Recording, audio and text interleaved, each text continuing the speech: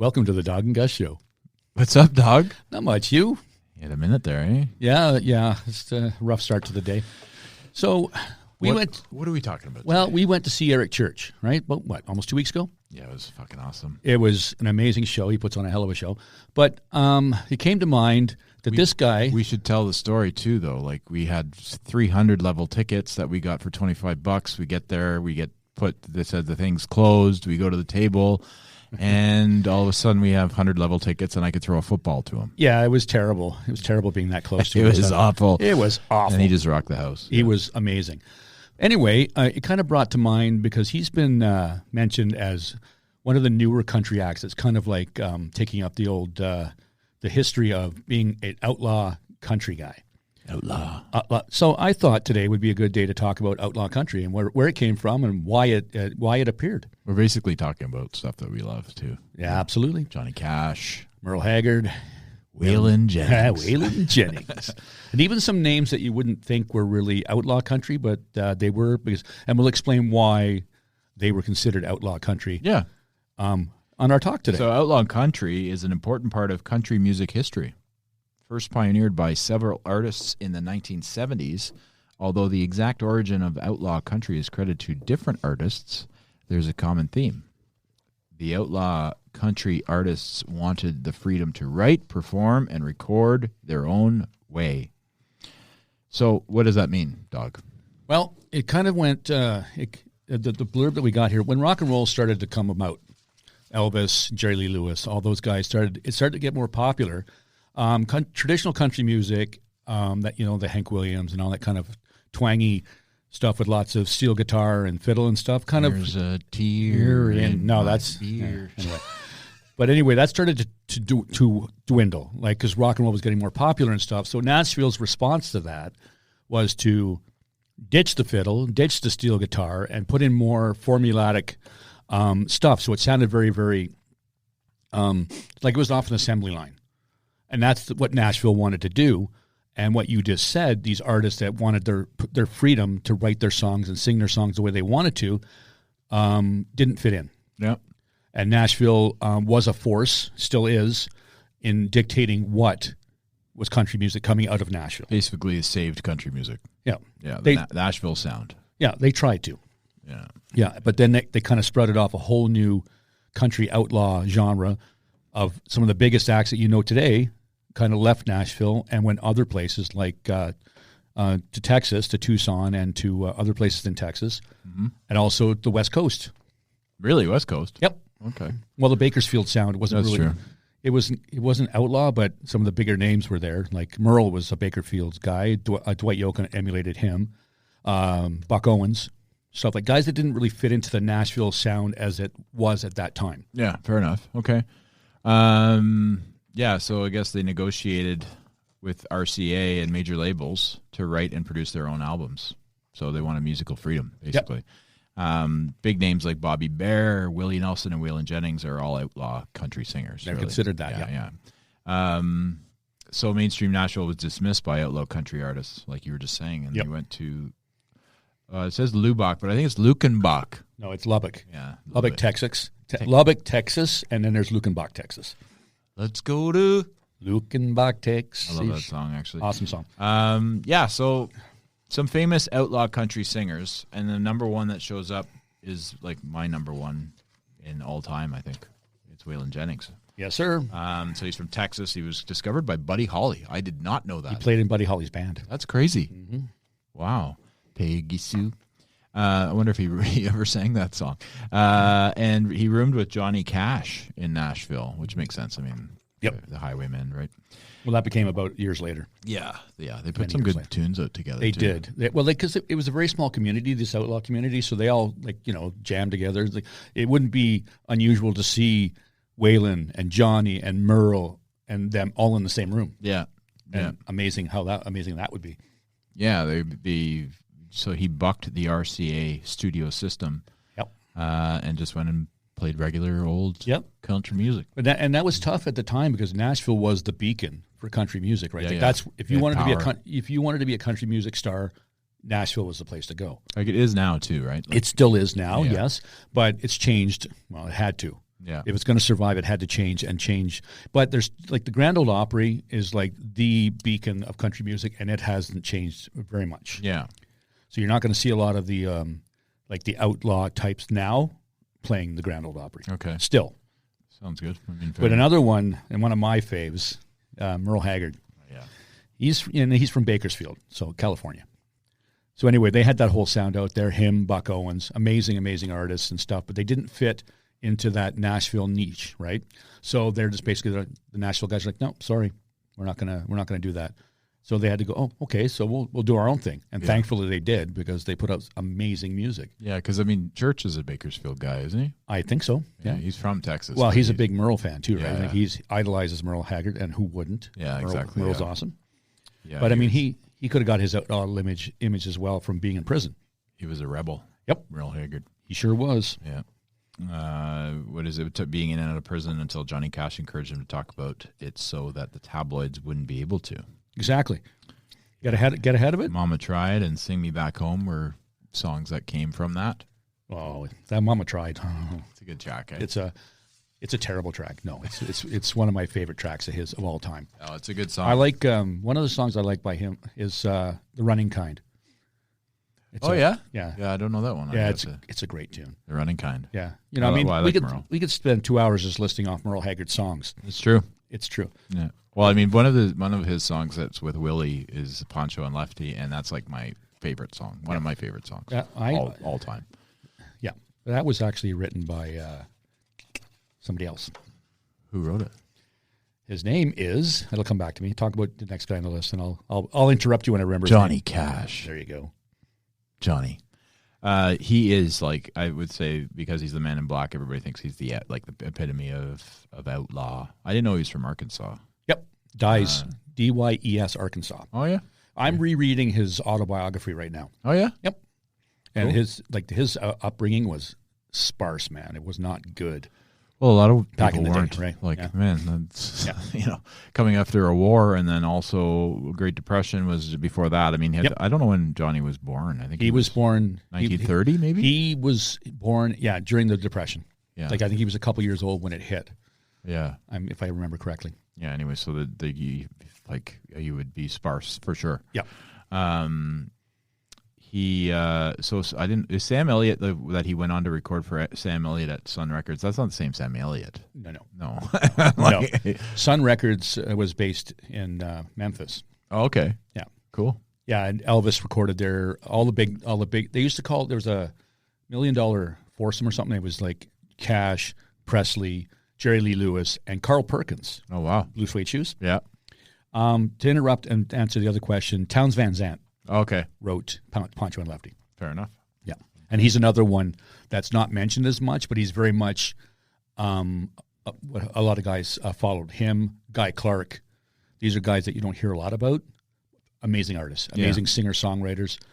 Steve Earle grew up with those guys. Yeah. When he started out, he hung out with those guys all the time. They're his idols. Cool. Yep. Yeah, the super group that they formed, the Highwaymen, so Johnny Cash, Willie Nelson, Waylon Jennings, and Chris Christopherson, was in 1985. But something should be said here, too. The youngest living inductee of the Country Music Hall of Fame in 1980 at 48 was Johnny Cash. Yep. Johnny Cash was the youngest. And he was also inducted to the Rock and Roll Hall of Fame in 95. Yep. So the Highwaymen released 3 albums in 10 years. Mm-hmm. Yeah, that was an interesting. That's like a power. Country. I would say. That's considered to be like a country supergroup. Like that's I mean, unless you throw Merle in there, maybe. But again, Chris Christopherson. Although I don't like his voice, he's a prolific writer. He's the Bob Dylan of country music. That's right. Yeah. Yep. See, so I mean, I love Waylon's voice, and Willie obviously has his own thing, and Johnny's got his own thing. But and then Chris Christopherson, he's just Christopherson did sing, but his stronger suit was the writing. Yeah, for sure. I think he wrote a lot of their songs. I'm sure he had a hand in most of them. Yeah. But I like. Did you ever hear the story about Sunday Morning Coming Down? Yeah.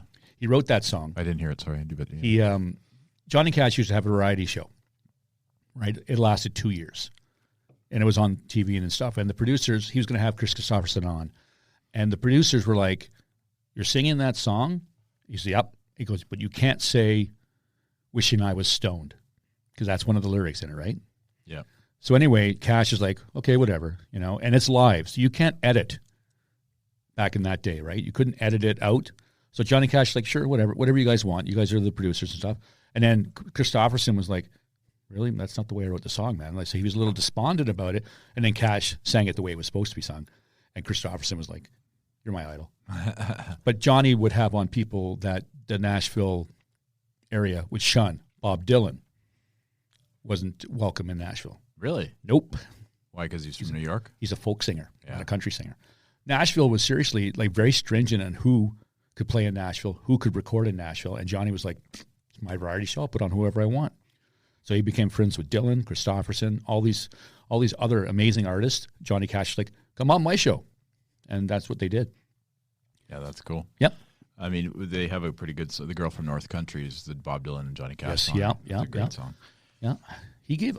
If I remember correctly, he basically gave Dylan the exposure that he needed to become who he is now. Yeah, it makes sense. I mean, it's crazy that he had that much reach, but then again, he was the youngest guy to be. He was a force to be reckoned with in the 70s. Yeah. And then the 80s kind of. Well, he did his own thing too, like yep, going to prisons and stuff like that. Like that playing was live shows. Oh my God, that was unheard of. Yeah, it was legendary. I mean, yeah, and that kind of just personified his whole outlaw image, right? That's right. Who plays in a prison? Well, yeah, exactly. Folsom Prison and San Quentin. Yeah, I know. San Quentin was like is that when the Cocaine Blues song came out, or is that Folsom also? I think it was Folsom. Okay, but he has a song called San Quentin. Oh, okay. Yeah, it's a good tune. I'm sure. There's some good stuff. Why does he wear black? He's got a whole song about it. It's basically just to bring forth like everybody who's down, like everybody, like people who are homeless, people who are of color, of the ethnic origins of the indigenous folks, right? Like everybody. Yeah. And he just felt like it wasn't his place to be happy and gay because there was so much turmoil going on in his own country that he had to bring it to the forefront, right? Yeah, that's fair. So he tried to be a spokesman for that. And then later on, when he found religion again, it became even more pronounced. Yeah. Next guy on our list is he's awesome. He's all yours, buddy. Yeah, Willie Nelson. Yeah, I love Willie Nelson. Oh well, but the thing is, what you didn't know about these guys, well maybe you do. They started out as Willie started out as a songwriter, right? And if you look at old pictures of Willie Nelson. Oh yeah, he's got short hair. His hair is shorter than yours. Yeah, I know. And he was just a songwriter, and it was crazy. Patsy Cline, this stuff that he wrote was all Nashville, boom, boom, boom, blue skies. Yeah, blue skies, nothing but blue skies. Yeah, that's actually a good song. It's like he was the poster boy for Nashville songwriting. You think he was smoking weed back then? I'm not sure. I think he was. I think he might have started, but that's another thing in the Outlaw Country. They talked about that, right? Which was verboten in Nashville. You didn't talk about smoking weed. Blowing smoke. But you could talk about, drinking yourself to death, but you couldn't talk about smoking weed. Well, it's still kind of like that in the States in some places. Yeah. But anyway, so Willie finally said, enough is enough because this formulatic thing is just driving me crazy. I can't be me if I can't sing the way I want to sing. When he just started to start singing on his own, like most singer-songwriters do, right? Christopherson's the same way. That's right. So anyway, Willie says, okay, you know what? Bye, Nashville. And made the decision to go back to Texas.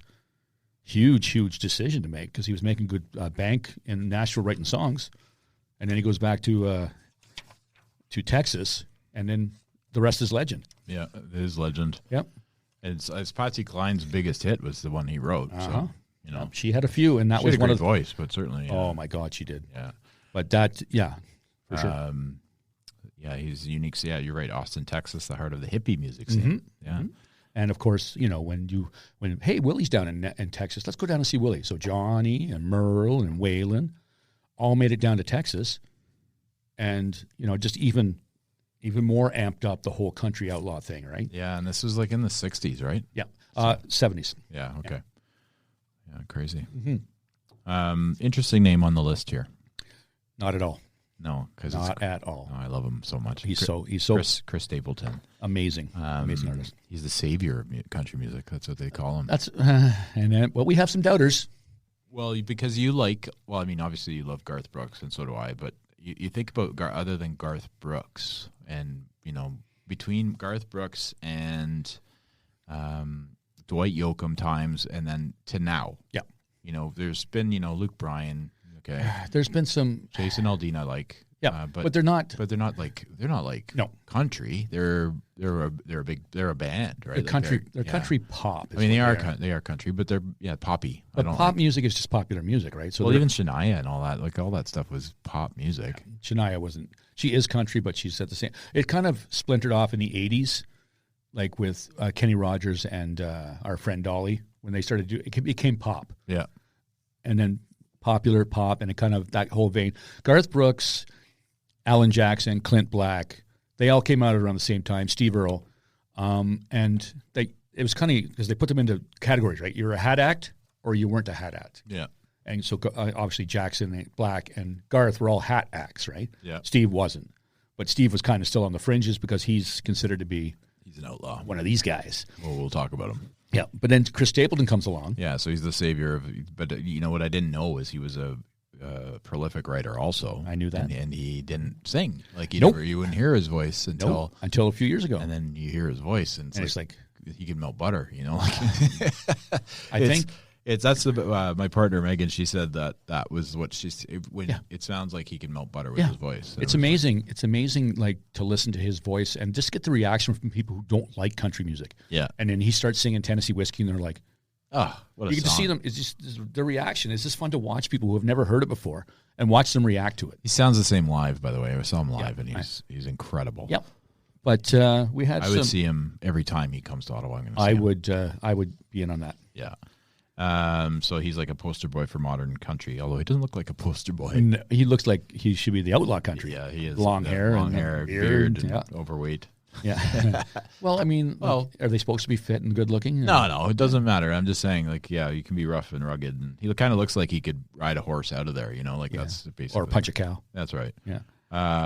Apparently he wrote Luke Bryan's Drink a Beer and George Strait's Love Is Gonna Make It All Right. He did. So and if you look even further if you delve further, he's written a lot of songs you're going to recognize from other artists, for other art. Well, I think the thing, and I'm not 100% sure, but in Nashville, when you're writing, you just kind of write, and then guys like, say, I don't know, Luke Bryan comes in, guys, I need a new song for my album. And they kind of go, oh, how about this one? Yeah. And you listen to it, and we're like, okay, I like that. Yeah. And then they record it, right? And then make it his own. Exactly. Stapleton gets credit. Yep. I don't like Alan Jackson. What Alan Jackson said. There's a quote here. What he's making now really isn't real country. It's more like bluesy southern rock kind of stuff. I love it. It's great, but he's the closest thing to country out there. So he's saying it's the closest thing to country out there now, but it isn't real country. So there's no real country out there right now. Is what he's saying. What's But I mean, Alan Jackson is like come on. I like Alan Jackson, but is he like a brilliant musician? I don't think so. He's an okay musician, I think. He's a very good songwriter. Yeah, he is. But the thing is, the big thing with him, he's very traditional country. Yeah, he's Nashville country. Yeah, he likes him, Marty Robbins, George Strait, huge traditionalists, and they, from what I understand, and this is stuff I've just heard. I'm not saying I know. But they're not big fans of Garth because Garth took it to another level. Yeah, he took it out of the the honky tonks and took it into the stadiums. That's true. So like Garth Brooks is one of his favorite bands of all time is Kiss. I kid you not. Really, I kid you not. He's kind of a different kind of guy though. He's not traditional. He's not. He is, but he isn't, and he's not. Yeah, because he loves he loves George Strait. Like George Strait is one of his favorite artists of all time, and he kind of Strait and Jackson were like. Yeah, you ruined country music. That's what they thought. They have a song called, I can't remember the name of it right now, but it's basically, Murder on Music Row, it's called. Oh, okay. And it's basically, it doesn't say anybody's names, but it kind of references the big explosions in concerts and this and that, and that's Garth Brooks, right? Yeah. Without saying it, they've said that he's ruined traditional country music, which is not even true at all. No. If anything, he's brought people to country music who wouldn't listen to country music. Him, Stapleton, these guys have brought people in to the fold who normally wouldn't listen to that twiny, whiny crap, as it's been told to me before. Yeah, that makes sense. I mean, for me, I'm a country traditionalist for sure, as you are, but I love all good music that sounds good. Yeah. And Stapleton sounds amazing. He's not good. He's fantastic. He's like he's in my top 5 all time. So he just he bluegrass roots. He's got rock. He's got country and blues, and it's just like the voice, and it's like everything just works. Yeah. And it's just, I just don't, like, you're right. I grew up in traditional country. Yeah. George Strait, George Jones, Charlie Pride, Merle Haggard, Waylon Jennings. I can go on forever because my dad listened to all this stuff, and I love it. Yep. But Stapleton is another level, and he's amazing. Yeah, so and these guys we're going to talk about now are just as right up there with him. I agree. So we're going to talk about, some of the modern day guys. Yep, that have been on this list. Now, this is not our list. Yeah, this is another list. This is another list that we found. So, Kenny, when you're asking where we found this list, it's on the internet. And now a word from our sponsor. We are currently recording Dawg and Gus in the podcast booth at Staples Studio, Ottawa, on 403 Bank Street, where they have everything to help your business work, learn, and grow. They are currently offering a clean and safe place to work with desks, offices, and drop-in memberships. More than a co-working space, Studio is a community to help you work, learn, and grow. For more information on pricing, please visit studio.staples.ca or contact the community manager at studio.ottawa@staples.ca. Hey, Doug, want some hot sauce for your tacos? You brought your own hot sauce? Damn right. Have you tried Gringo's Sizzling Nirvana? It'll change your life. Nice. Are there other types of sauces? Absolutely. There's different hot sauces for different palates, incredible barbecue sauces, red pepper jam, and salsa. All of them use fresh ingredients, and it can be delivered to your door. Hey, how do we get some? Go to www.gringosblazingsauces.com and order some. Gringo's Blazing Sauces. Bring the fire to your food. So let's talk about 8 modern-day country outlaws. Let's do it. In the 70s, country music began and ended with Nashville's Music Row. Crossover crooners such as Glenn Campbell and Charlie Rich offered up the so-called Nashville sound, consisting of lush orchestral arrangements. The variety of country music available to the public was sitting pretty low. It was pretty low. Likes of Willie Nelson, Waylon Jennings gained control over the creative direction of their albums, began to choose rougher, more complicated material, and started what would soon be called the Outlaw movement. Nice. I like it. And you can tell the difference, too, if you listen to the music at the same time of that era. Like, if you listen to Charlie Rich's, let's go with Behind Closed Doors. Yeah. Great song. But you're right, the orchestral stuff in the background and stuff, and the singers singing in the background. And then you listen to Blue Eyes Crying in the Rain by Willie Nelson, and it's only Willie and his guitar, basically. Yep. And there's such a juxtaposition between the two, right? It's it's crazy. So anyway, are we going to go on to these guys? Because I'm a big fan. Who? I'm a big fan of the first guy. Who's the first guy? Jamie Johnson. He's another one. He's got the long hair. And when he started out, he had slick back hair, no beard, and he kind of looked like a Willie Nelson type, like back in the 70s, right? Yeah, he's from Alabama. And now he's got a beard down to pretty much the halfway down his belly. Yeah. And he is an amazing singer. Yeah, I love Jamie Johnson. Oh my God. Yeah, he does a version of Crazy. And it's awesome. And he's like a Chris. Really? Yeah. I got to check that out. He's a Chris Stapleton type, right? He's a singer-songwriter, but he's got an amazing voice, and should have heard of him a long time ago. You would think, but he's been around for 10 years. He's been around a while. And it's funny because people are like, well, he's new. I said, no, he's not new. No, he's been around for a while. Jamie Johnson, In Color, is such a great tune. Oh, yeah? Oh, my God. You got to listen to that song. It's I think I've heard it. You probably have. But anyway, I think he's good to be on this list. Yeah, for sure. Yeah, he'd be totally an outlaw, for sure. Absolutely. Number 2 and 3 is Randy Rogers and Wade Bowen. Yep. So they're longtime best buds, but they are bankable stars in their own right in the Texas country scene. Yep. So they're two, they have a Hold My Beer and Watch tour. This tour, the schedules to join one another on the annual Hold My Beer and Watch This tour. Nice. I like the name of that. Yeah, it's pretty cool. It's a pretty cool name, actually. Hold My Beer and Watch This tour. But yeah, no, it's pretty solid. Do you know a lot about them? I know the names. I don't know their music that well, but I do recognize both those names. They have a standout track called Standards, which is like a tongue-in-cheek kind of thing. I don't have hits. I have got standards. So it's nice. So they're very tongue-in-cheek. So they outlaws. Probably taking shots at Nashville all the time, right? I would imagine. I know there's Randy Rogers. I think it's called the Randy Rogers Band. It was his guys. Yeah, because they're not in the same band. They're just actually good friends. Yeah, they're very. That's what it says. They actually hang out. They always open and one opens, one closes, and stuff like that. Yeah. Yeah. And it's funny that you say the Hold My Beer thing. Aaron Pritchett is Canadian country guy. And he has a song called "Hold My Beer." That's What a good one. What a great tune that is. Watch this. Watch this. Hold this. Hold this for a second. Where many a mistake has been made when you hear the term "Hold My Beer." Yeah. Hold my beer and watch this. Yeah. Whitey Morgan is on our list, and he's from Flint, Michigan, so that's not really a hotbed of country music. No, you wouldn't think. No. And he's a grizzled, long-haired road warrior that would likely fit in seamlessly into the Highwaymen. I would say. I mean, Yeah, he would just be like, okay, yep, there we go. He was hard-living, cocaine-shooting, and cheating are all the thematic cards on the table to be played by Morgan. So these are songs that he wrote, and it was all about, living hard. which he did. Yeah, which he It did. has. It does. And given the strength of his last album, and with the 78 Sonic Ranch, a record that manages to mine rocking, ass-kicking country for over 40 years ago, while feeling urgent and fresh. So, so he's along the same lines as Johnson, and Sturgill Simpson is another name that comes up a bunch. Yeah. And I don't know a lot about him, and Chris Stapleton as well. Bro, Sturgill's unreal. Yeah. You'll love it. He did a cover of Nirvana's In Bloom. Nice. It's like a country version. I know, but I do know the name, and I've heard some of his stuff, but Sturgill. I'm not really, I couldn't sit here and talk for an hour about Sturgill Simpson. I think I could, Okay. but that's okay. Yeah, good. You're up. No. Oh, Dale Watson? This pompadour sporting leather vested clad motorcycle enthusiast? I know the name. Again, some of these guys, I know their names. I've heard of them, like in passing and stuff, but I really don't know a lot about them.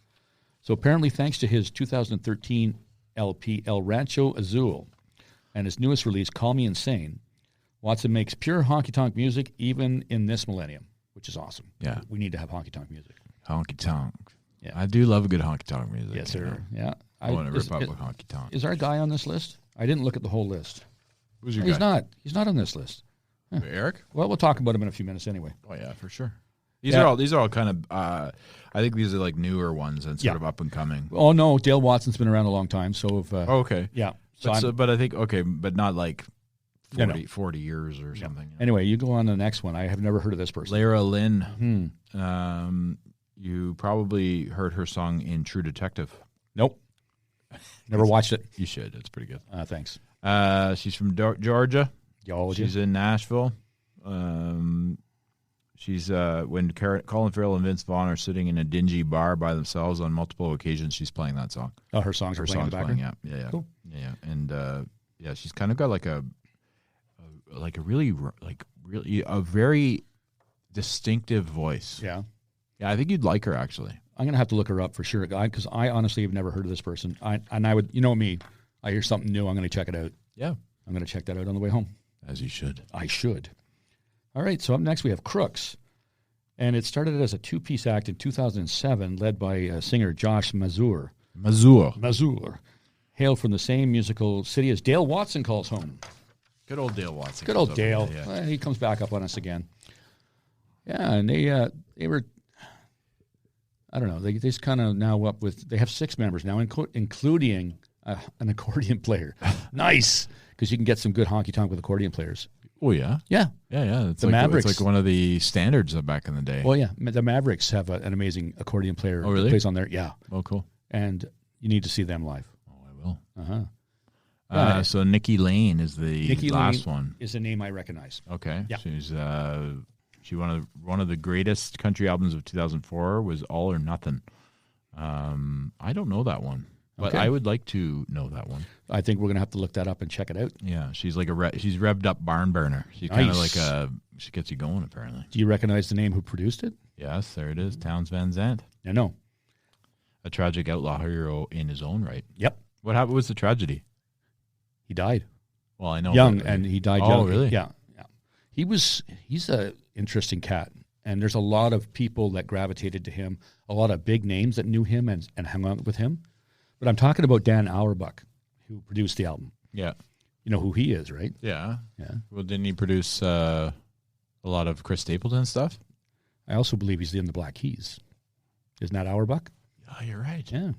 Oh, man. So Sheepdogs, he's a big producer, man. Yeah. But he's also a drummer. One of the 2 guys in the... He's a drummer. No. Yeah. Auerbach's the guitar player. Oh, is he the guitarist singer? Yeah. Okay. I'm pretty sure. I thought they're both producers. They both produce different stuff. Yeah. But Townes, we could have a whole show on Townes Van Zandt and the people he's influenced and worked with over the years. Crazy. I didn't know that he would, but apparently he was like a cocaine, wrecking cars, and breaking hearts kind of guy. So Who's that? That's him.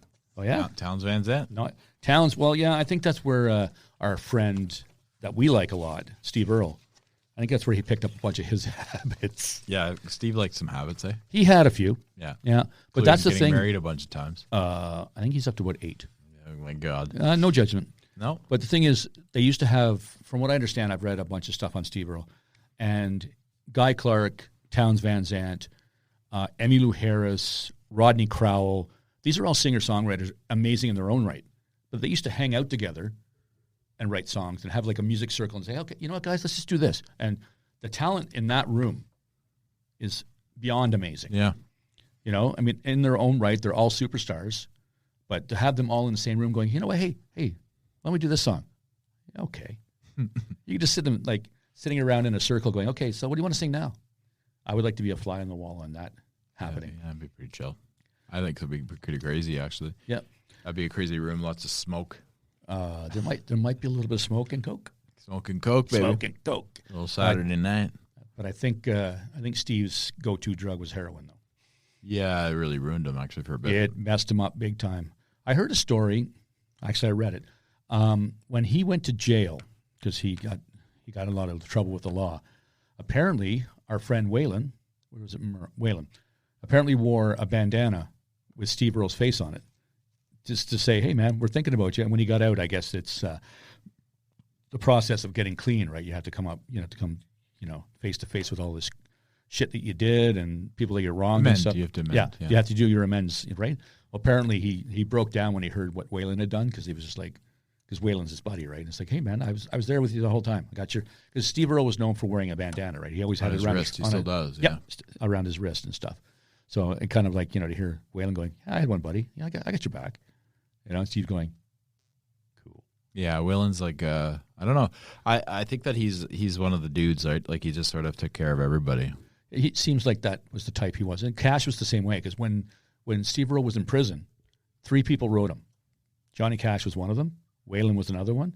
And I think Merle Haggard. Oh, really? Yeah. Okay. But Waylon didn't write him a letter. He just sent him a picture of him wearing the bandana. That was it. Really? Yeah, and apparently Earl broke down into tears. It was just like he was so emotional. It's kind of a cool thing. Yeah. But there's like that brotherhood, right? Like that whole, like Cash was the same way. Like, you need something? What do you need? Let me help you out.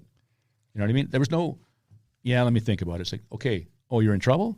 Let me help you. Well, that's kind of what you're supposed to do if you're a human being. Yeah. Like, well, a lot of people don't. Some people forget, right? No, of course they do. And especially when you get to be the superstars that these guys are, it's easy to say, yeah, I'll call him back tomorrow. Yeah. Whatever. And then, hey, guess what? Somebody passed away. Oh, shit, I was supposed to get back to that guy. Yeah. And Johnny didn't do that. So it's too bad. That makes him awesome. Yeah. Among 100 other things. Yeah, but you have a tattoo of Johnny on you. I do. That's the Folsom Prison album cover. Let's talk about the best outlaw country artists of all time. Okay. How do you feel about that? I feel like this is something we should talk about. Well, I think we could spend some time on it. I think we shall. Yeah. So outlaw country is widely regarded one of the most influential subgenres of country music. Agreed. Originating as a backlash to the slicked up country pop that emanated from Nashville, the best outlaw country singers are some of the most popular country music artists of all time. Mm-hmm. Which is funny, because I think that when they're talking about the slicked up, that they're talking about Elvis, man. Not necessarily. People liked Elvis, though. Yeah, well, people loved Elvis. Like, even in the country scene. Yeah, well, he did rock, he did rockabilly, he did country, he did gospel, he did it all. Yeah.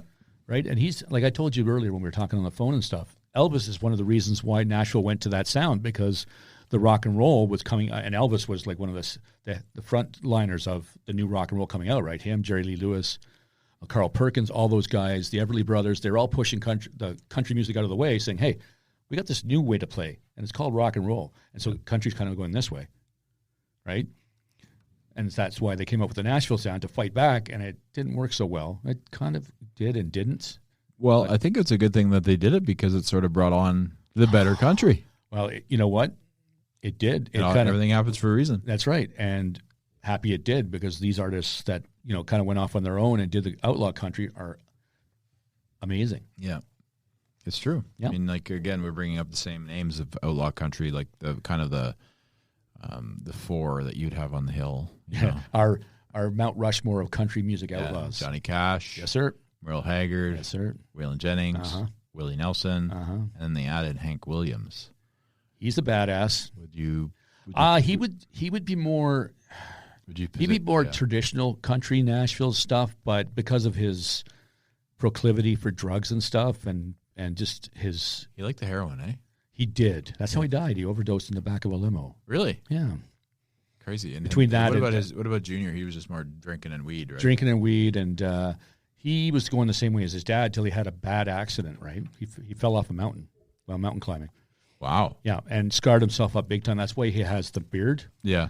It kind of when he fell, he had to get so many operations that he didn't look like his dad anymore. And to cover up the scars on his face, he started to sport a beard, and to this day still does. Yeah.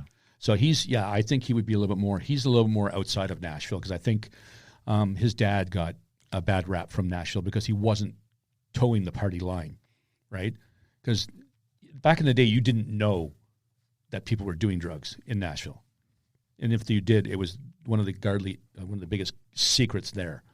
Well, they also didn't, like, I don't think, they also hid a lot of stuff, like, as opposed to now where it's first thing on you see is, somebody did this. Yeah, yeah. Back in the day, the publishers and the PR guys are stuff like, oh my God, we got to hide the fact that, Hank passed out in the back of a car, drunk and stoned, right? Yeah. You didn't want that to come out.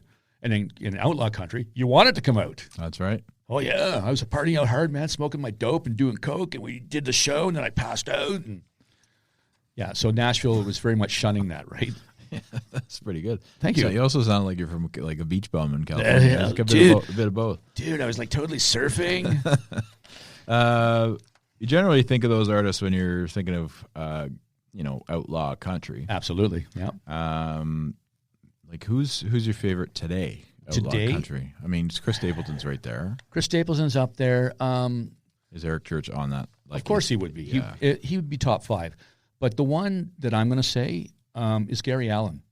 Really? And he's a California boy too. Oh. But he apparently, and I'm not trying to get him in trouble or anything, but apparently he likes his weed as well. Oh, who doesn't? From but California? he's another guy that kind of sounds like Nashville-ish, but is also like, I'm going to do my own thing, and I'm going to sing the way I want to sing, and I'm going to sing the songs I want to sing. Mm-hmm. So yeah, I would put Gary Allan up in that top of the new guys. You sound like Gary, not to be mistaken by Gary Newman. Not Gary Newman from Cars, and he's English too, right? But Gary, that's another story altogether. I could talk about him for hours. But no, Gary Allan is one of my. I have actually some lyrics from one of his songs tattooed on me. Yeah. So I love Gary Allan. I do too, actually. Yep. I mean, I was just messing around. Yeah, so, Gary Newman. So like here in my car. You hear our pages go over here, but yeah. So this list is basically the best music artists acts, but in outlaw country. Mm-hmm. I'm just starting to think. You got to think best country bands that are. Would Alabama be in that group, or are they kind of more? I think they kind of looked like they were an outlaw country band. Well, just the long hair and the beards and stuff, right? But their stuff is not really. There's not really anything. Oh my God, did they just say that? You know what I mean? Their songs are like very, very upbeat and country and stuff. I don't like to put labels. I think they could have been outlaw country, sure, but I don't think they were. Yeah, to be honest, like it's hard because then you go into southern rock, like the Allman Brothers and those guys, and like even like Travis Tritt. He kind of tries to push himself off as an outlaw country guy, and he's not really. No, like he's really like modern, like He's too square. Hip to be square, baby. Well, like so. What like we didn't really talk about Marty Robbins. I love Marty Robbins. Big Iron's a good song. That's because I told you it was. I know it's on this list that we have. There's a great 50 outlaw country songs list. Well, I think that's a great song, but it's not my favorite. But no. I mean, we have our reasons, right? Yeah. Did he sing "The Girl from El Paso"? It's not what the name of the song is, but yes, he had 3 songs about El Paso, and it's Felina. Fell in love with a Mexican girl. Felina. Yeah. So there's 3 songs: El Paso City, Felina, and El Paso. and they all tell the same song, the same story from different viewpoints. But he did it. He did all of them. He did all of them. That's an interesting way of doing a music. Yeah. Well, the one Felina is basically tells the story of why she ended up where she was. Yeah. And then El Paso is the one where it's the story of the cowboy meeting Felina and what happened. And then El Paso City is basically somebody recalling the story about these two and what happened. And Marty is awesome. I do like Marty Robbins. Yeah. The reason I asked about Alabama is they're on this list. Okay. And then another one that I kind of really like, and my brother Craig really likes, is John Anderson. Yeah. Seminole Wind. That's a great tune. Black Sheep. Yeah. Yeah, I like his version of Atlantic City too. Nice. I think it was the band that wrote that song. Yes, sir, they did. Yeah. Actually, I think one of their albums was named Atlantic City. Oh, really? Yep. What about Conway Twitty? Conway. What a name. What a handle. Hey, hello, darling. Yeah. Yeah, he's Tight Fitting Jeans, Hello, Darling, Linda on My Mind. Another great I guess I don't know enough about Conway to say he was outlaw, but his music is awesome. Yeah. You know what I mean? Maybe it doesn't fit the Nashville sound at that time, but his stuff is great. Yeah, he was his own guy, right? Yeah, absolutely was. Johnny Paycheck. Nice. Do I say it? Go ahead. Take this job and shove it. Doom, doom, doom. I ain't a working here no more. We used to play that at Lone Star all the time. Yeah. Yeah, and everybody all the servers would love it. Crazy, right? Because we'd be like, get this job and shove it. Yeah. Johnny Horton, although he was a pretty bad dude. Oh. What do you mean? Didn't he sing some really racist songs? Yeah, but that was in the times. I mean, listen, if we go back and analyze the country music of the 60s and 70s, we'd be like, I can't believe they said that. Yeah. Well, Bobby Bear was on our list, right? Yep. He has a song called Running Bear. It's basically, it's so racist now. But back then it was fine. Johnny Horton was awesome. Yeah. Battle of New Orleans, North to Alaska, yeah, All for the Love of a Girl. Yeah, the Battle of New Orleans is a great song. Yeah. Sink the Bismarck. These are awesome songs. Yeah, we should play it. I'm sorry we can't play it, but yeah. Yeah, Charlie Daniels. There's an outlaw. Yeah. Oh, yeah. That's to me, he's right there. Yeah. Oh, absolutely. Absolutely. I think he's drinking my baby goodbye. And then, of course, of course, that one song. Yeah. What is it again? Oh, the angel went down to the devil. Yeah. George Strait? I don't think so. No. Too clean. Well, no, you're right. His stuff is awesome. I love George Strait. Yeah. However, is he an outlaw? No, I think he's the poster boy for Nashville. Well, he's like the king. They call him the king. Well, of Texas, he's a king of country. There's a great line in Yellowstone. It's like there was three things there was a guy that was he was talking to in the barn, the old George Strait, man, and the man above. Yeah, that's it. Those are the three men. Yeah. Well, he's idolized by many. Oh yeah. Hey, yeah, Travis Tritt's on this list actually. Then you mentioned Stonewall Jackson. Stonewall Jackson, love it. Oh yeah, Glenn Campbell. By the time I get to Phoenix, Rhinestone she'll be Campbell. Rising. Yeah, yeah. Glenn. Yeah, sure. He was really clean cut, but his life behind the clean cutness wasn't so good. No. Yeah. No, there was And again, that's the whole okay.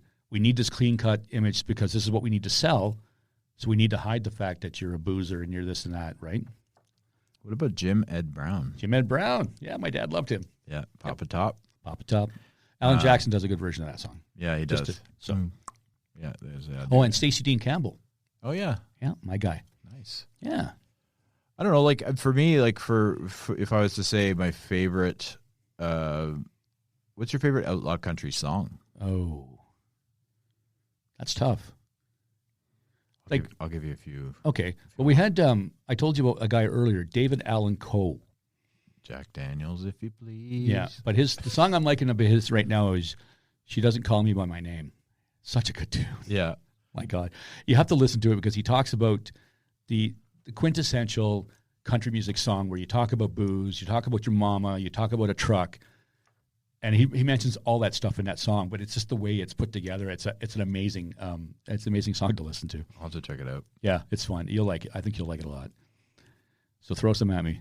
Okay, I'm trying to think of a country star of today. I'm warming up to Luke Combs. What about Emmylou Harris? Emmylou is awesome. I love Emmylou. Would she be a female outlaw country? Yes, absolutely would be. Yeah. Her, Lucinda Williams, if they consider Lucinda Williams to be country, she's probably more folkish. It's funny, this list that I just pulled up. So George Jones, Townes Van Zandt, Merle Haggard, Steve Earle, Loretta Lynn, she's badass. Johnny Cash, Willie Nelson, Hank Williams. What about is Tammy Wynette on there? No, she's not. She should be. Yeah, there's like the four that always come up are actually this one: Waylon Jennings, Willie Nelson, Jesse Coulter, and Tomple Glazer. Tomple Glazer, yeah. Jesse's Waylon's wife. Oh, really? Yep. Jeez. Yep. Just a plethora of knowledge over there. Oh, stop it. And no. I'm trying to think. Okay, so 12 modern day outlaws. Okay. So Nikki Lane, we talked about. Yep. Angelina Presley. I don't. Is that person related to Elvis? I'm not sure. Oh. She must be. She might be. Who knows? Jason Isbell. Yep. He's definitely. Sure. Ward Davis. No, don't know him. Coulter Wall. Coulter Wall, I do know. I love Coulter Wall. Isn't he? He comes up on that show. Yellowstone. Yeah, he comes up in Yellowstone all the time. Quite often, yeah. Yeah, his tunes are great. I know. He's got such a weird, like a deep voice. Like, what is the one? Kate McKinnon. Not Kate McKinnon, because that's the girl from Saturday Night Live, but Tammy McKinnon or something. I don't know, man. I said, no, maybe it is Kate McKinnon. That's a really good song by, I was listening, Coulter Wall. I was listening to a playlist of country stuff, and there's a guy named Jason Michael Lee, I think his name is. Oh, yeah. And his voice is so deep. Yeah. And I'm like, I freaking love this. Yeah, yeah. Kind of dark. And yeah, it's kind of like, it's just like some of the stuff like that. Yeah, yeah. Tyler Childers. I know the name, yeah. Yeah. There's Sturgill again. Jamie Sturgill. Johnson comes up again. Whitey Morgan. Yep. Cody Jinks. Cody Jinks, definitely, yeah. I like it. There's just a lot. There's a lot of really great country artists. It's like outlaw country, I should say. Well, it's just like we talk, like even just here in Ottawa, like we're talking about all the artists that we're finding that are amazing. Yeah. So just think about expanding that to. Well, Trevor, I mean, is one. I mean, yeah, for sure. I think he's kind of an outlaw-y kind of guy. Yeah, we could put him in that. We're going to put him in there. He's clean cut, but he's outlaw. No, we're going to put him in outlaw because he drives old trucks. That's it. Like that's sort of what I. Trevor, you've just been added to Outlaw Country, my friend. Outlaw Country. Nice. I mean, it's hard to determine who the best outlaw country artists are. You know, who are the best outlaw country bands of all time. It's like, who's an outlaw country band? Would you call a Highwaymen a band? Like, I would think. I mean, they all. Well, they were a super group, is what they were. So they were a band. Yep. For sure. Alabama again comes up into mind. No, maybe a little bit. I don't know. It's because you don't like. It's all. No, I love Alabama. Don't get me wrong. I just don't see them as being like just, oh my gosh, they're an outlaw band. I just don't see it. Well, I'd love to hear from our listeners. Seriously. So whenever you hear this, send us a DM or something of some outlaw country stars that you think about. And we're talking in particular to Gus's mom because she's going to do it. Yeah, she will. So don't let her be the only one. No. Come on, people. We got a couple of people coming on around, throwing us DMs. So appreciate you, Dawg. That was a good one. I like talking about country music. I just love country music. I just like talking about music, period. But this is a fun one for sure. Yeah, man. Okay, well, until next week, thank you. All right. And we'll talk to you soon. Okay, buddy.